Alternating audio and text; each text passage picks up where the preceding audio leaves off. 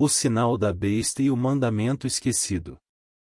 Várias vezes eu ouvi alguém pregando que o sinal da besta era o código de barras, até filmes fizeram com esse tema. Depois que essa mentira caiu por terra, apareceu vários pregadores dizendo que o sinal da besta é um chip que será implantado na testa e na mão das pessoas. Mas será que isso é verdade? Primeiro, para a gente entender qual é o sinal da besta, temos que entender qual é o sinal de Deus.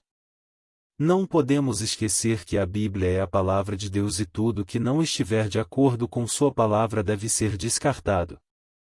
Em outras palavras, devemos crer primeiro na palavra de Deus e não no que é pregado por alguns. Vamos ler Êxodo capítulo 31 verso 12 a 18. Falou mais o Senhor a Moisés, dizendo: Tu, pois, fala aos filhos de Israel, dizendo: E certamente guardareis meus sábados, porquanto isso é um sinal entre mim e vós nas vossas gerações, para que saibais que eu sou o Senhor, que vos santifica. Portanto guardareis o sábado, porque santo é para vós. Aquele que o profanar certamente morrerá, porque qualquer que nele fizer alguma obra, aquela alma será eliminada do meio do seu povo. 6 dias se trabalhará, porém o 7º dia é o sábado do descanso, santo ao Senhor. Qualquer que no dia do sábado fizer algum trabalho, certamente morrerá. Guardarão, pois, o sábado os filhos de Israel, celebrando-o nas suas gerações por aliança perpétua. Entre mim e os filhos de Israel será um sinal para sempre, porque em 6 dias fez o Senhor os céus e a terra, e ao 7º dia descansou, e restaurou-se. E deu a Moisés, quando acabou de falar com ele no monte Sinai, as 2 tábuas do testemunho, tábuas de pedra, escritas pelo dedo de Deus. Deus nessa passagem bíblica falou 2 vezes para Moisés que o sábado seria um sinal entre ele e o seu povo e isso para sempre. Vamos agora ler Ezequiel 20. E também lhes dei os meus sábados, para que servissem de sinal entre mim e eles, para que soubessem que eu sou o Senhor que os santifica. Mas a casa de Israel se rebelou contra mim no deserto, não andando nos meus estatutos, e rejeitando os meus juízos, os quais, cumprindo-os, o homem viverá por eles, e profanaram grandemente os meus sábados, e eu disse que derramaria sobre eles o meu furor no deserto, para os consumir. Ezequiel 20:12, 13. E santificai os meus sábados, e servirão de sinal entre mim e vós, para que saibais que eu sou o Senhor vosso Deus. Mas também os filhos se rebelaram contra mim, e não andaram nos meus estatutos, nem guardaram os meus juízos para os fazer, os quais, cumprindo-os, o homem viverá por eles. Eles profanaram os meus sábados, por isso eu disse que derramaria sobre eles o meu furor, para cumprir contra eles a minha ira no deserto. Ezequiel 20, 21. Em Ezequiel no capítulo 20, Deus repete também 2 vezes que o sábado é o sinal entre ele e o seu povo. Quantos dias Deus fez o céu e a terra? Resposta: 6 dias, mas a semana tem gente que diz que o sábado passou, que era para os antigos judeus. Vamos ver se isso é correto. Vamos analisar o 4º mandamento que está em Êxodo 20. Lembra-te do dia do sábado, para o santificar. 6 dias trabalharás, e farás toda a tua obra. Mas o 7º dia é o sábado do Senhor teu Deus. Não farás nenhuma obra, nem tu, nem teu filho, nem tua filha, nem o teu servo, nem a tua serva, nem o teu animal, nem o teu estrangeiro, que está dentro das tuas portas. Porque em 6 dias fez o Senhor os céus e a terra, o mar e tudo que neles há, e ao 7º dia descansou, portanto abençoou o Senhor o dia do sábado, e o santificou. Êxodo 28, 11. Eu vou fazer agora uma pergunta: não tem 7 dias? Já parou para observar que Deus criou um dia todo especial e diferente dos outros dias? Ele abençoou, santificou e descansou nesse dia, em nem outro dia ele fez isso. Tem gente que diz que todo dia é santo, mas a Bíblia é que Deus santificou apenas o sábado. E outra coisa, ele descansou nesse dia, não porque ele estava cansado, mas porque ele queria dar o exemplo. Mas tem gente que diz, Jesus mudou o sábado para domingo, mas onde está escrito na Bíblia isso? O próprio falou que não veio mudar a lei, mas cumprir. Afinal ele cumpriu ou não a lei, isso incluindo o sábado? Vamos ver Mateus 5 verso 17. Não cuideis que vim destruir a lei ou os profetas, não vim abrogar, mas cumprir. Aqui diz que Jesus não só veio mudar a lei mas também cumprir a lei. Porque muitos dizem que Jesus não guardou o sábado, que dizer que ele mandava guardar o sábado e muitos até foram mortos por transgredi-lo, mas ele não cumpriu. Que justo! Muitos pegam algumas passagens bíblicas, como as que vamos mostrar agora, para dizer que o sábado passou. Vamos ver Mateus 6. Certo sábado, enquanto Jesus passava pelas lavouras de cereal, seus discípulos começaram a colher e a debulhar espigas com as mãos, comendo os grãos. Alguns fariseus perguntaram, por que vocês estão fazendo o que não é permitido no sábado? 3 Jesus lhes respondeu, vocês nunca leram o que fez Davi quando ele e seus companheiros estavam com fome?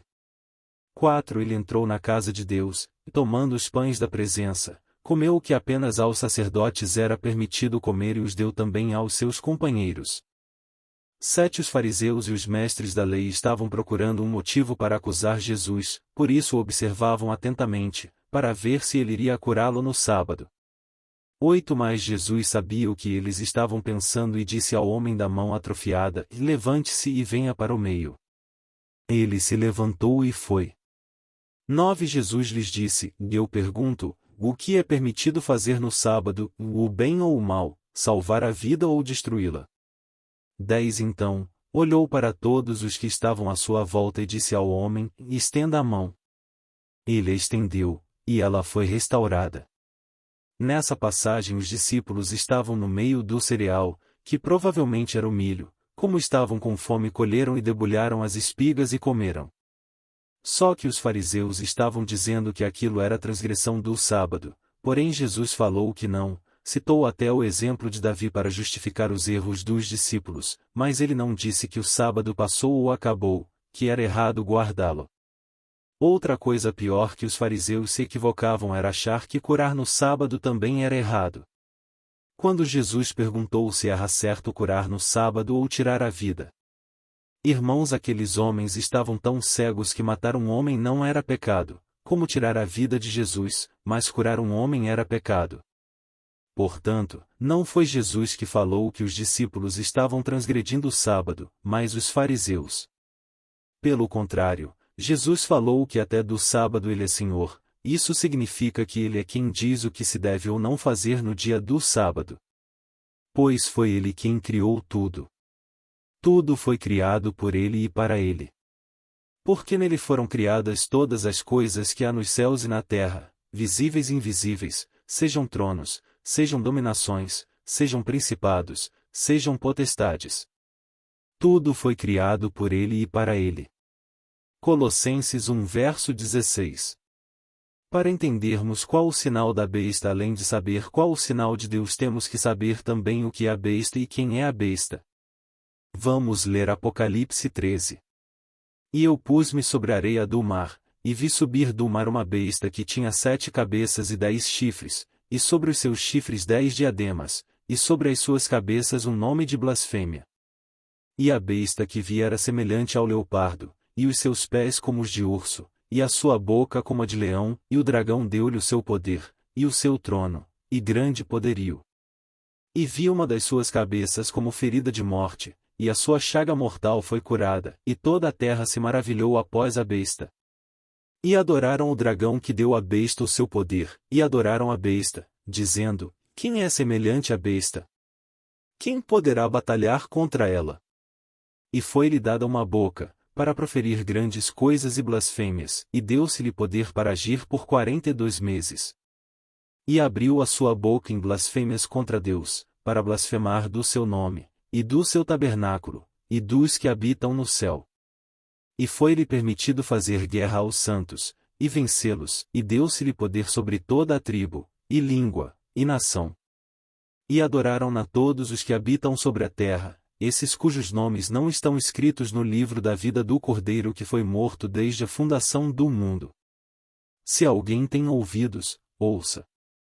Se alguém leva em cativeiro irá, se alguém matar a espada, necessário é que a espada seja morto. Aqui está a paciência e a fé dos santos. E vi subir da terra outra besta, e tinha 2 chifres semelhantes aos de um cordeiro, e falava como o dragão. E exerce todo o poder da primeira besta na sua presença, e faz que a terra e os que nela habitam adorem a primeira besta, cuja chaga mortal fora curada.